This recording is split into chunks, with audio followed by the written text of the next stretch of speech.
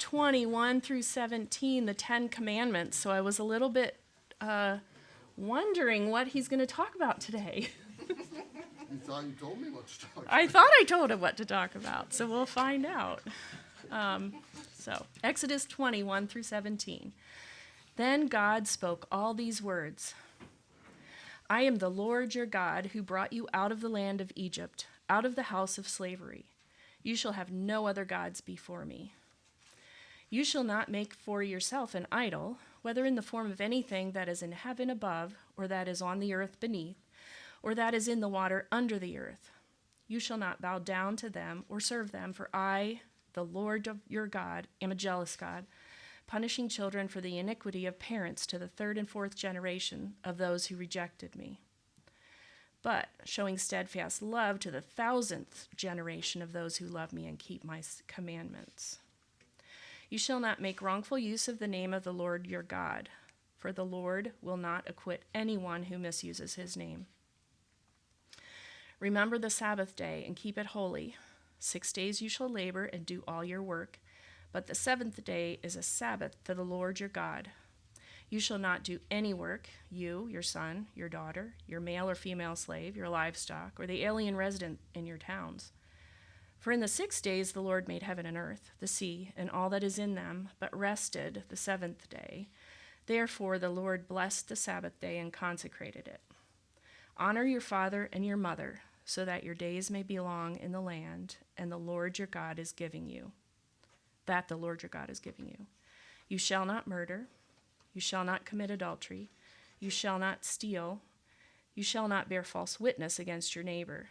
You shall not covet your neighbor's house. You shall not covet your neighbor's wife, male or female slave, ox, donkey, or anything that belongs to your neighbor.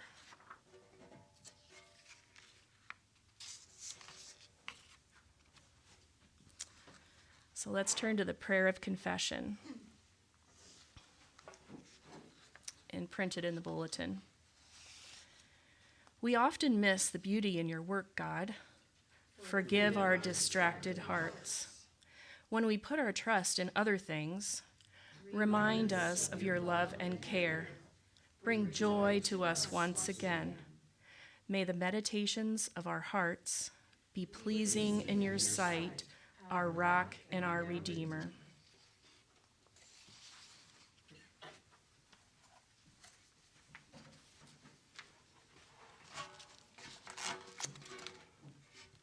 Okay, so apparently I confused Emily some about what's going on today. Yeah. Earlier this week, Emily asked if I could give the message today, and the theme was justice, and then the suggestion was to potentially relate this to our group that is working to sponsor a refugee family. That all kind of made sense. I agreed without fully knowing what direction this would take or the scriptures that would be used as background texts. And then the Leader magazine had 4 scriptures suggested for this week on this topic. And after I read them, I was somewhat confused about how they relate to the theme that the Leader magazine suggested for today, which was Christ among us, showing us justice. So I picked that Exodus scripture. The other options, there was Psalm, which is where the responsive reading came from, the Psalm 19, and then there was a 1 Corinthians passage, and then there was the story in the New Testament of Jesus cleansing the temple. And so a variety of scripture options. But it didn't really make sense to me how these related to justice and working with refugees. And I picked the 10 Commandments, and I thought, well, we'll go with that one. And I thought, maybe I'm misunderstanding what this justice is. And Friday night, Emily and I were watching a movie. We watched the 3rd episode of the Star Wars movies, Revenge of the Sith. And I actually caught the use of the word justice in that movie. It wasn't exactly where I would think it would come. It came as Anakin Skywalker, who had just turned to the dark side, was confronting his old friend, Obi-Wan Kenobi. And Anakin says, I have brought peace, freedom, justice, and security to my new empire. I'm pretty sure I don't agree that Darth Vader in the dark side is an example of justice. At least not the justice I understand. So what is justice, and how do these scriptures relate to the theme, Christ among us, showing us justice? Still a little confused, so I looked up the word justice, Googled justice to see what kind of definition I could find, lots of options. One that I wrote down here, I'll read for you. The ethical, philosophical idea that people are to be treated impartially, fairly, properly, and reasonably by the law and by arbiters of the law. That laws are to ensure that no harm befalls another, and that where harm is alleged, a remedial action is taken. Both the accuser and the accused receive a morally right consequence merited by their actions. Pretty heavy definition there. I think that came from a law school or something like that. But that definition, as I read it, kind of helped me make a connection between the scripture in Exodus of the Ten Commandments and justice. The idea that the Ten Commandments are God's law that is supposed to provide order to the Jewish world and ensure that justice is the law. But I think my view of law is a little different. I guess I tend to see law today as our worldly governments that create laws that, in my mind, in many cases, ensure that injustices and inequalities are maintained rather than stopped. This Exodus passage also has a section about God that really bothers me. I don't know if you caught it, the part about, I, the Lord your God, am a jealous God, punishing children for the iniquity of their parents to the third and fourth generation of those who reject me, but showing steadfast love to the 1,000th generation of those who love me and keep my commandments. Is that justice? Being punished for what your parents did? Or being shown love for a good thing your ancestors did 20,000 years ago? I think we could all find Old Testament passages where it would seem that God is not exactly providing the best example of justice. And then we also have our confusing world today with so many examples of injustice, sometimes with actions taken in the name of justice. We've got the war in Gaza, two groups fighting, and my guess is they would probably both claim they're fighting for justice. The Israelis seeking justice for people killed in the October attack, Palestinians seeking justice for oppression from Israel. Locally, when people break the law, they're handed over to our justice system. And is that justice when we imprison people for long periods of time? Maybe sometimes, maybe it's revenge. I don't know. The life of Jesus, as told in the New Testament, I think provides lots of examples of justice for us to follow. So I was a little surprised there weren't scripture options from the New Testament other than cleansing the temple. Jesus heals the sick, feeds the hungry, and ministers to the needs of the forgotten people in his world. And his discussion of the law helps give a more positive connection between the law and justice. When Jesus was asked about the commandments and which was the greatest, his response was, love the Lord your God with all your heart, soul, and mind, and love your neighbor as yourself. To me, this passage provides a better, simple example of the law reduced to its basics and something that we can follow and try to reach justice. Not only does Jesus simplify the law, but he provides examples of how to put this into action.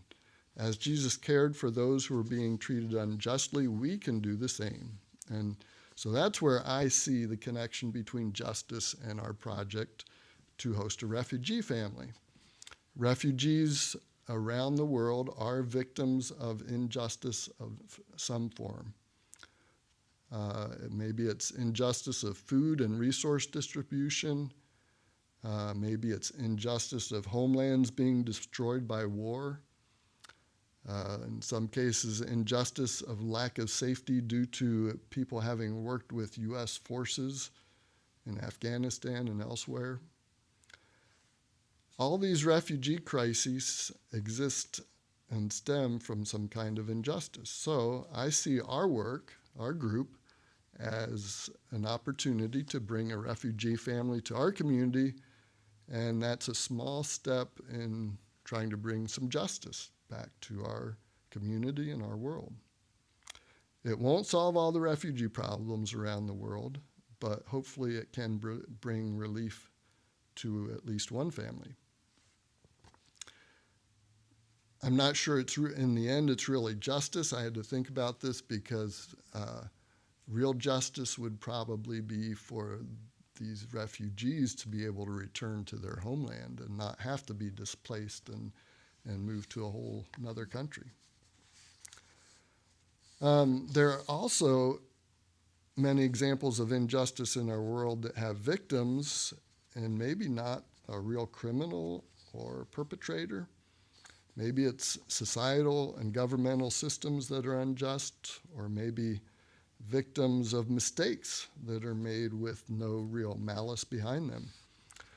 For example, so a couple weeks ago, I was in Florida on an MDS project. And the house that I was working on was a woman's house and had been slightly damaged by Hurricane Ian. So it's about 15 or 18 months ago. And the damage was in the corner of, well, it was a bedroom. It was really part of her kitchen, but it was being used as a bedroom. And there were two walls that had water damage from water coming in from the outside, I think. And so she was working with FEMA, and FEMA sent in a crew to take off drywall so it could be repaired. She got back at the end of the day, and this crew had taken all the drywall out of the whole house, not just that corner of the house. And they also had taken out kitchen cabinets that weren't damaged. And so she was left with a house that was unlivable because of a mistake. And whose mistake was it? I don't know. There was the crew that did the work was a Spanish-speaking crew. They didn't speak English. They said, when she asked, they said, the boss told us to take all the drywall out. So was that a miscommunication? Did the boss really say that? I don't know if we'll ever know. So the FEMA's response was that they wanted to just go on and continue and tear down the house and start over, which would have required her to take out a mortgage to pay for some of the work, and she really couldn't afford to do that, didn't want to lose her house that had been in the family a long time. So she turned to MDS, and that's how I got involved. And so I was there putting up new drywall and helping that process of providing some kind of justice for this woman and her family. There are lots of other injustices in our world on much larger scales than individual. There's economic disparities, environmental issues around the world that cause problems for others besides the people that are really making the environmental issues. There's laws that are targeting vulnerable groups of people. Seems like a lot of these injustices are so big that it's hard for us as individuals to make a difference. And I'm not necessarily suggesting those should be ignored, but for me, taking smaller actions is a way to feel empowered and feel like I'm making a difference, providing some justice throughout the world. As I was thinking about justice, I thought, most of what I'm talking about is looking at other people who have experienced injustice. What happens when we are the victims, or I am? How do we respond? And I thought, that's a whole nother topic. I don't want to get into that. But it's a different way of looking at it, too. I think I'll end going back to Jesus' response to the which commandment is the greatest.